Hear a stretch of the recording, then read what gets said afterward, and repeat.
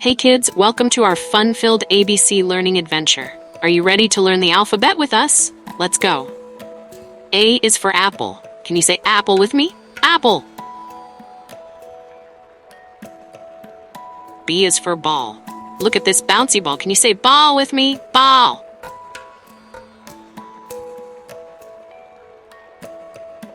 C is for cat. Can you say tet? Meow along with the kitty. D is for dog. Woof woof, can you bark with us? Dog, dog.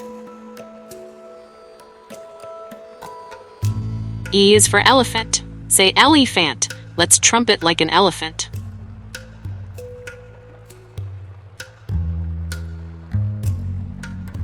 Great job, friends. You've learned so much today. Keep practicing your ABCs every day, and we'll have even more fun next time.